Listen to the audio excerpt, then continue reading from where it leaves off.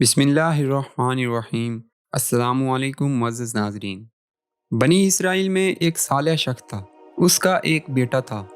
जब इसकी वफ़ात करीब आई तो उसने अपने बेटे को वसीयत की कि खुदा की कसम, कभी ना खाना, ना झूठी, ना सच्ची।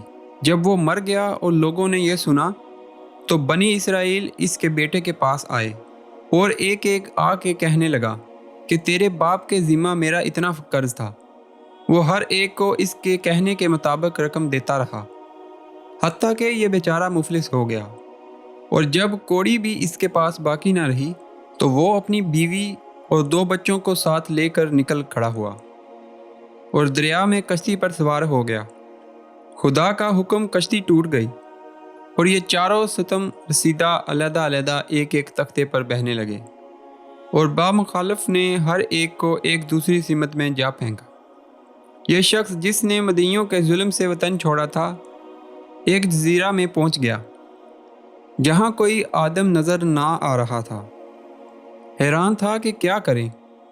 इतने में हतफ से एक आवाज़ आई कि ए माँ बाप के साथ एहसान करने वाले, मसीयत इलाही इस बात की मुतकाजी है कि तुझको एक ख़जाना मिले।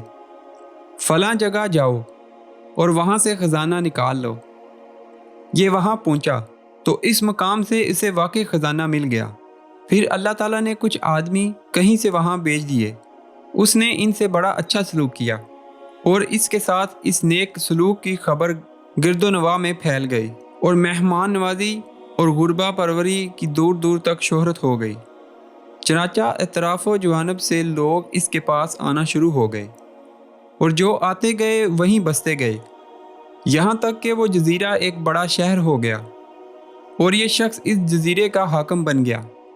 खुदा की शान, जैसा कि और आदमी इसकी खबर सुन सुनकर इसके पास आते थे, ऐसे ही इसके बड़े बेटे को भी खबर लगी कि एक शख्स इन औसाफ का फलां जजीरा में है और इसकी वजह से वो जजीरा आबाद हो गया है। ये सुनते ही वो भी उधर को रवाना हो गया। कता मनाजल के बाद इस जजीरा में आया और हाकिम जजीरा से मुलाकात की। हाकिम जजीरा ने इसकी बड़ी आओ भगत और खिदमत की और उसे अपने ख़ास लोगों में दाखिल कर लिया। बावजूद इसके एक दूसरे से नावाकिफ ही रहे और अपने रिश्ते से बेखबर ही रहे। इसी तरह इसके दूसरे बेटे को खबर लगी और वो भी हाजिर खिदमत होकर अपने बड़े भाई की तरह शरफ़ खिदमत से बहरा याब हुआ। अभी तक एक का हाल दूसरे से मुखफ़ी ही था। अब हाकिम जजीरा की बीवी का हाल सुनिए कि वो किसी दूसरे जजीरा में पहुंच गई और एक शख्स ने उसे अपने घर में डाल दिया। जब उस शख्स को भी उस हाकिम जजीरा की सखावत का इल्म हुआ तो वो भी अपनी औरत को साथ लेकर इसकी तरफ चल पड़ा। जब जजीरा के करीब पहुंचा तो औरत को कश्ती में छोड़कर और कुछ हदिया लेकर हाकिम जजीरा के पास पहुंचा। हाकिम ने इसकी खातिर व मदारत के बाद कहा कि रात यहीं रहो। उसने बताया कि मैं अपनी औरत कश्ती में छोड़ आया हूँ। हाकिम ने कहा कि इसकी हिफाजत के लिए दो आदमी मैं वहाँ भेज देता हूँ।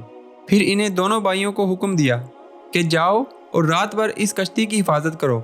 जब वो दोनों कश्ती के पास पहुँचे तो आपस में सलाह करने लगे कि हमें इस औरत की हिफाजत के लिए भेजा गया है, कहीं ऐसा ना हो कि नींद आ जाए। आओ आपस में कुछ बातें करते हैं और आज तक ज़माना के हालात में से जो जो कुछ जिसको मालूम है वो बयान करें ताकि रात बसर हो और नींद ना आए। चनाचा एक ने पहले अपना किस्सा बयान करना शुरू किया और अपनी मुसीबत ज़दा दास्तान सुनाना शुरू की और कहा कि हम दो भाई थे। दूसरे भाई का नाम यही था जो तुम्हारा है। हमारा बाप हमको माँ हमारी वालदा के लेकर कश्ती में सवार हुआ। खुदा की कुदरत, कश्ती टूट गई और हम सब एक दूसरे से अलग अलग हो गए और बिछड़ गए। खुदा जाने कौन कौन कहाँ कहाँ जा पहुँचा। जब दूसरे ने यह किस्सा सुना तो पूछा, तुम्हारे बाप का नाम क्या है? उसने बताया कि फला नाम है। और पूछा, तुम्हारी माँ का नाम? उसने माँ का नाम भी बताया। ये सुनकर इसे ताब न रही और दौड़कर उससे लिपट गया और कहा कि रब्बे काबा की कसम, तू तो मेरा भाई है। वो औरत जो कश्ती में बैठी थी और जो दर हकीकत इनकी माँ थी, बैठी दोनों की बातें सुन रही थी। जब सुबह हुई और वो शख्स कश्ती पर आया तो औरत को नहायत गमगीन पाया। ये देख कर इसे शक गुजरा کہ شاید ان دونوں پہرے داروں نے کوئی شرارت کی ہے۔ چنانچہ وہ غصے میں الٹے پاؤں پھر حاکم جزیرہ کے پاس پہنچا اور سارا قصہ سنایا۔ حاکم نے ان دونوں کو طلب کیا اور ساتھ ہی اس عورت کو بھی بلا لیا اور پھر عورت سے پوچھا کہ بتاؤ تم کو ان سے کیا شکایت ہے؟ وہ بولی جناب ان دونوں سے کہیے کہ یہ رات کا اپنا قصہ جو سنا رہے تھے پھر دہرائیں۔ چنانچہ انہیں یہ حکم دیا گیا اور انہوں نے پھر وہی قصہ بیان کیا۔ حاکم جزیرہ نے یہ قصہ سنا تو لب اختیار اپنے تخت سے اٹھا اور ان دونوں کو چھاتی سے لگا کر کہنے لگا انتما واللہ والدی، خدا کی قسم تم تو میرے ہی بیٹے ہو۔ ادھر عورت بھی بے چین ہو گئی اور پکار اٹھی وَأَنَا وَاللَّهِ أُمَّهُمَا، اور میں خدا کی قسم ان دونوں کی ماں ہوں۔ اللہ تعالیٰ جب چاہے بچھڑوں کو جمع کرنے پر قادر ہے۔